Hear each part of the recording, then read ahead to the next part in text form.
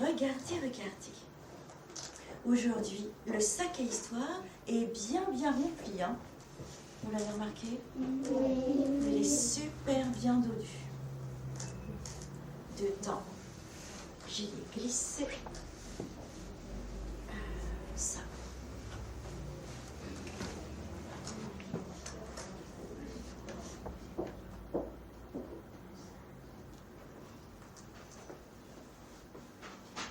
Ça, c'est une bonne histoire.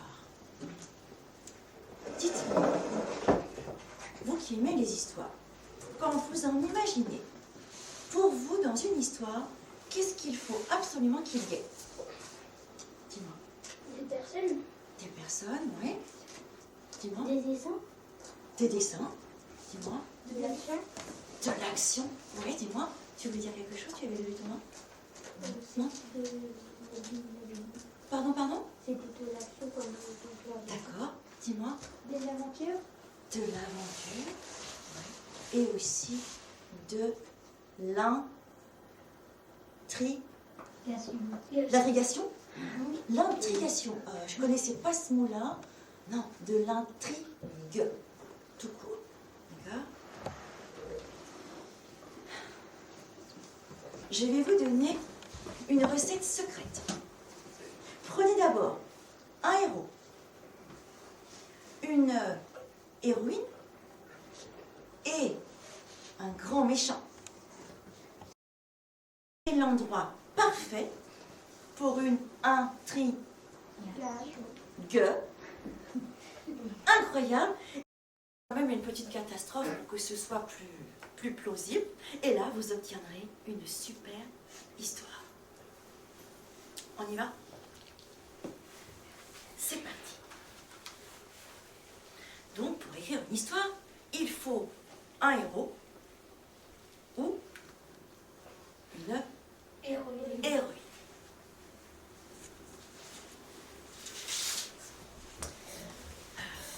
En fait, c'est quand même beaucoup mieux s'il y a le héros et l'héroïne.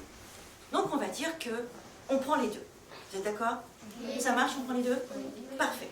Alors, on recommence à zéro. Donc, pour écrire une histoire, on prend un héros et une héroïne. Ils vivent tous les deux dans un joli village peuplé de gentils habitants. Alors ça, on va dire que c'est le cadre parfait pour une histoire.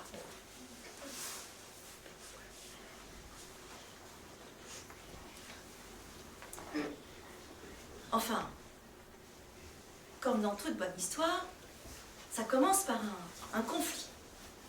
Et donc un problème à résoudre. Ça, c'est obligatoire, parce que sinon, c'est un peu gnangnan, quoi.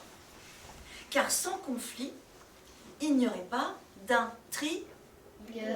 Super, on a réussi. Notre histoire serait donc du grand n'importe quoi. Enfin, je crois que c'est un peu comme cette page, hein. C'est un peu bizarre, hein. Ouais, d'accord. On est d'accord. Voyons. Qu'est-ce que l'on pourrait bien inventer comme conflit?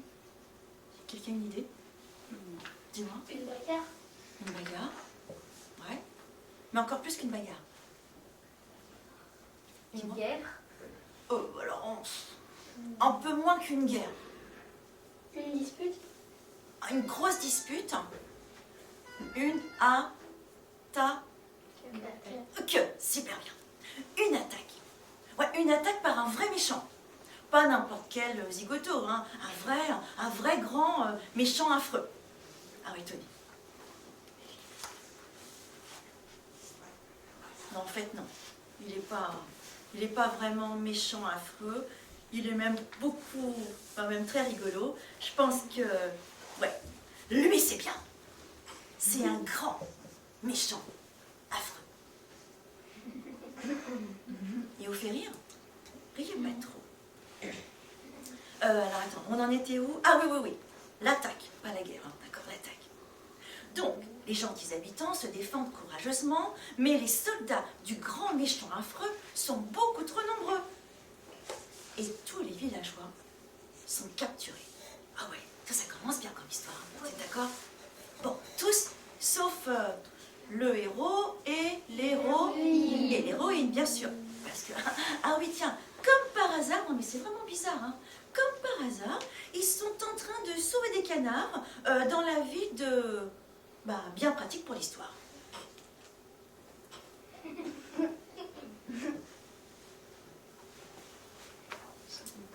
De retour chez eux, ils constatent le désastre.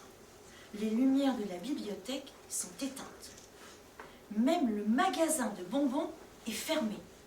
Alors ça, franchement, ça, c'est la catastrophe absolue. Non mais attendez, vous imaginez, le magasin de bonbons fermé. Oh, la bibliothèque encore, pourquoi pas? Mais le magasin de bonbons, ça c'est tout juste pas possible pour le héros et l'héroïne. Heureusement pour nos prisonniers, le héros et l'héroïne sont des personnages d'action. Enfin, vous trouvez que c'est vraiment de l'action, ça? Non. Je sais quoi, là? Il passe l'aspirateur. Bon, mais ça, c'est une blague ou quoi? Attends, vous appelez ça de l'action, vous passez l'aspirateur? Non. Non, c'est plutôt une tâche. Bon, allez, on recommence. Nos deux héros se précipitent vers le repère du grand méchant affreux pour secourir les villageois. Manque de chance, le méchant n'habite, alors pas la porte d'à côté. Hein. Il faut escalader une immense montagne, parsemée d'effroyables dangers, sous un terrible orage. Il grimpe, et...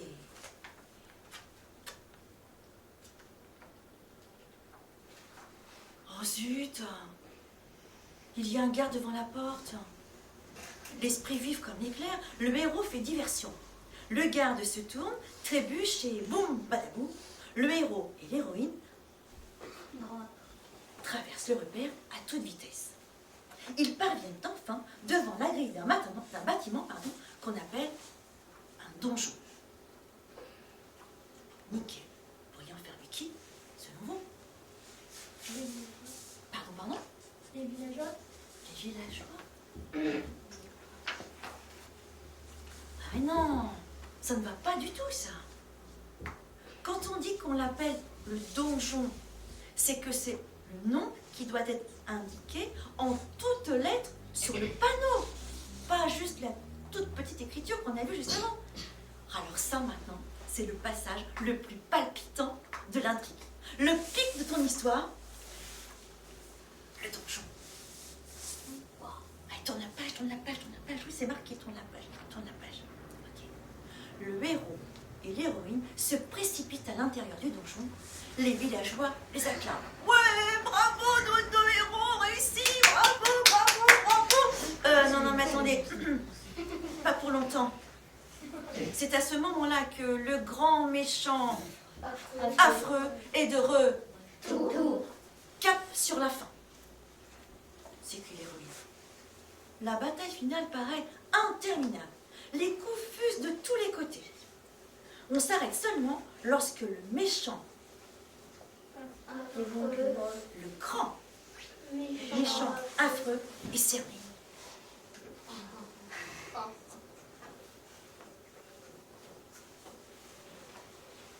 Saucissonné, il ne peut plus s'échapper. Il est même 100% ligoté. Ah oui, comme vous dites, là, il est 100% ligoté. Ligoté ou enchaîné? Oui, t'as raison. Victorieux, le héros et l'héroïne rejoignent les villageois.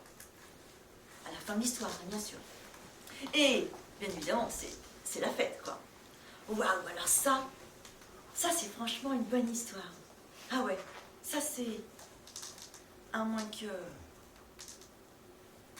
le grand méchant affreux se libère. Et ça, les enfants, c'est une toute autre histoire. Y. Cette lecture est finie.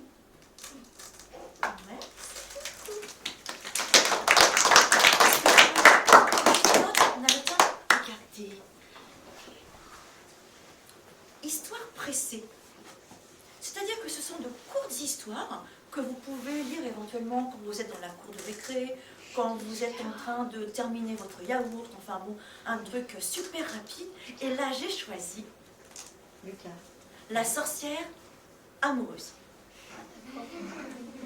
C'était une vieille, très vieille sorcière. Elle habitait une maisonnette au fond des bois, près de la source des Trois Rochers. Jusqu'à là, le début de cette histoire, c'est 100% cliché. Un jour, un jeune homme passa devant la fenêtre. Il était beau. Oh, mais alors, mais plus beau que les princes des contes de fées, bien plus beau que les cow-boys, vous savez, ceux des pubs. La vieille sorcière fut tout émue, tout d'abord, puis troublée, et enfin, amoureuse. Et plus amoureuse que ça, elle ne l'avait jamais été. Naturellement, elle ne fermait pas l'œil de la nuit. Hein. Elle pensait à elles sont beaux, très beaux. Enfin bon. Elle feuilleta donc toutes sortes de vieux grimoires remplis de formules magiques parce qu'elle voulait absolument devenir la plus belle des sorcières. Elle trouva différents ingrédients. Mystère du pain. Elle coupa, hacha, mixa, mélangea, pesa, ajouta, remua, goûta, et au petit matin, enfin, elle mit en bouteille un plein chaudron d'élixir pour rajeunir. En début d'après-midi, elle avala une bouteille d'élixir. Pas bon, ce n'est pas tant. Mais bon, qu'est-ce qu'il ne faut pas faire pour rajeunir hein. Alors, elle décida de un petit verre d'élixir, un bon carré de chocolat. Un petit verre d'élixir, un gros carré de chocolat, la suite de l'élixir et un bonbon à la fraise. En moins de temps qu'il ne faut pour finir d'avaler, elle était devenue la plus jolie, mais plus jolie des sorcières. Elle était même prête à faire du cinéma ou devenir institutrice. Avec 2 toiles d'araignée, un peu de poudre de crapaud et une bonne formule magique découpée dans le journal de mode des sorcières. Alors oui, vous ne saviez pas que les sorcières étaient abonnées à un journal de mode? Non. Vous ne connaissiez pas les modes des sorcières? Non. Ah, ça, c'est une autre histoire. Ok, attends, on continue. Je disais quoi? Ah oui. Elle se confectionna une merveilleuse robe décolletée garnie de dentelle. Dans son jardin, elle cueillit une rose blanche, la planta dans un filtre d'amour et l'épingla sur son corsage. Ensuite, elle s'assit sur un banc, dans la porte, et elle attendit. Enfin, pas longtemps, parce que sur le chemin apparut le beau jeune homme, vêtu d'un riche costume brodé d'or, une fleur blanche à la boutonnière. Le jeune homme salua la sorcière, et la conversation s'engagea. Et comme la sorcière était pressée, ah oui, parce que je ne l'ai pas dit, au bout d'un quart d'heure, l'élixir, pour devenir jolie, fin et jeune, s'arrête. Donc, il fallait rapidement qu'elle conclue les choses. Alors, elle le regarda, il la regarda, ils se regardèrent et s'embrassèrent. Oh, ça a été vite, hein. À demain, mon bel amour. Elle s'enferma à double tour dans sa maisonnette. Ouf, il était temps. Elle se regarda dans le miroir. Oh, l'élixir avait vraiment fini d'agir. Et ce fut ainsi tous les jours. Une bouteille d'élixir pour rajeunir, des mots d'amour murmurés, quelques baisers échangés, puis vite, très vite, des adieux pressés. Le lendemain, pour que ça dure un petit peu plus longtemps, l'horrible sorcière avala 3 bouteilles d'élixir, 3 tablettes de chocolat et 3 sacs de bonbons à la fraise. Ah bah oui, il faut bien le faire passer, hein, quand même. Et en moins de temps qu'il ne faut pour le dire, les 2 amoureux se marièrent au village voisin. Oui, c'était vite, hein. Très très très vite. Dès qu'ils furent entrés, la sorcière ferma la porte à double tour. Dans la cuisine, elle prépara une tisane pour son jeune époux. Puis elle alla chercher dans la salle à manger les gâteaux aux pâtes de mouche qu'elle avait spécialement préparés. Mais malgré les 3 bouteilles d'élixir, eh bien, le charme avait fini d'opérer.